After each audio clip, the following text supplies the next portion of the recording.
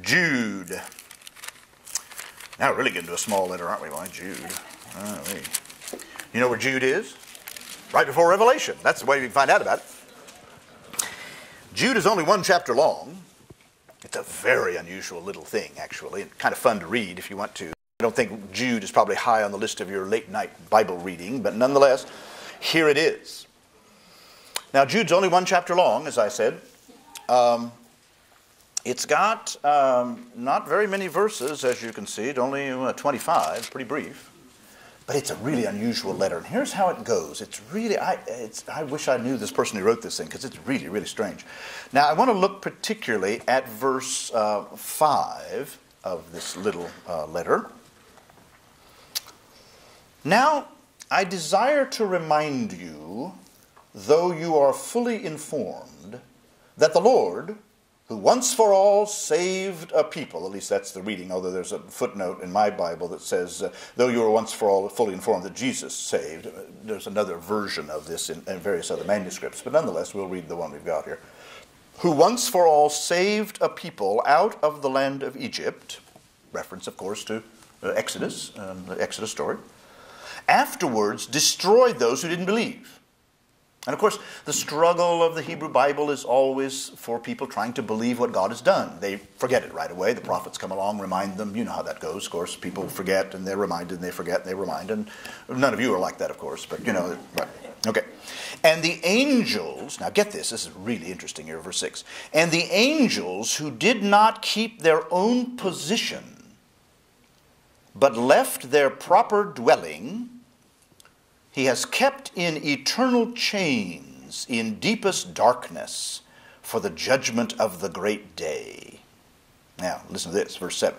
Likewise, Sodom and Gomorrah and the surrounding cities. Now, here's the first time in the Bible where it's connected with sexuality. Which in the same manner as they, that is the angels, indulged in sexual immorality and pursued. Now, here's another example of interesting translation. RSV, unnatural lust, they read. The Greek text says, as the footnote tells you, they went after other flesh. That's all it says. That's the literal Greek. They went after other flesh. That's what the Greek says. Okay? Serve as an example by undergoing a punishment of eternal fire. Boy, isn't that interesting? Now, where does all that come from? Well, I think I know. Genesis. In probably the strangest little passage in all of the book of Genesis. Go back there with me, Genesis. Chapter 6. Keep your thumb there in Jude if you want to, and we'll come back to it. Chapter 6, verses 1 to 4. Here is what we like to call a sore thumb passage. It just sticks up. I mean, it sticks up. And boy, it is weird, weird stuff. Listen to this. I mean, you've heard this before, I trust. When people began to multiply on the face of the ground, and daughters were born to them, the sons of God. Hebrew there is B'nai Elim, which literally means sons, children of God, of the gods, literally. Elim is the plural. Children of the gods saw that they were fair, good-looking, attractive. Tens, I guess. Huh? And they took wives for themselves. These are the angels now. They took wives for themselves of all that they chose. And then the Lord said, my spirit shall not abide in mortals forever, for their flesh, their days shall be 120 years. Now, the Nephilim were on the earth in those days. The word in Hebrew, naphal, means to fall. The falling ones? I don't know what that means. Sometimes they translate the word giants, but heaven knows where they get that.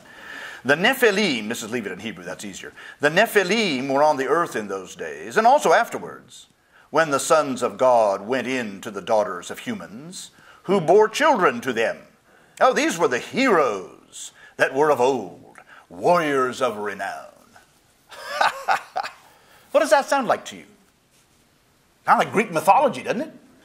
The gods are forever fiddling around with the women on the earth and giving birth to heroes, like Achilles and, that crowd, right?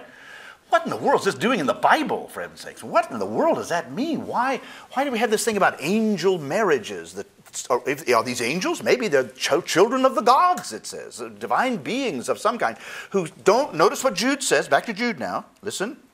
Likewise, Sodom and Gomorrah and the surrounding cities, which in the same manner as they indulged in sexual immorality and went after other flesh, it serves as an example. Verse 6, the angels who did not keep their own position, in other words, they fiddle around the earth, they shouldn't be doing that. Angels belong up there and we're down here, it says, right? And they left their proper dwelling, which is up there somewhere. He has kept in eternal chains in deepest darkness for the judgment of the great day. Now, of course, you know what happened with this passage. It became part of that great story that eventually was told in Milton's Paradise Lost. Remember?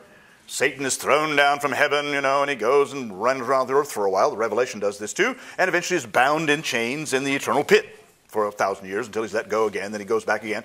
That long story about Satan as being originally an angel of God becomes very, very powerful under the influence of that little tiny thing there, Jude, verse 6. But what does all that mean about this business about sexual immorality and pursuing other flesh? Well, I can only imagine that it's a reference to Genesis 6, as I said, about sex between humans and angels. It's not about homosexual sex at all, is it? And again, the translation here, pursuing unnatural lust. Man, somebody had a real imaginative head on at that moment to get that out of that. It's unnatural lust because it's angels and human beings who are related to one another, not because of homosexuality. You see, again, here's another one of those verses. How in the world do people get this as one of the verses to talk about homosexuality? It has nothing to do with it. So now you've seen three. 1 Corinthians 6, 1 Timothy 1, Jude 5, 6, 7. As far as I can tell, I don't know what those passages are about. And yet they have been among the ones that have been talked about consistently to talk about the rejection of gay persons in the church. I think that's tragic. To build such things on such weak reeds. Well, it's not been the first time that's happened, of course.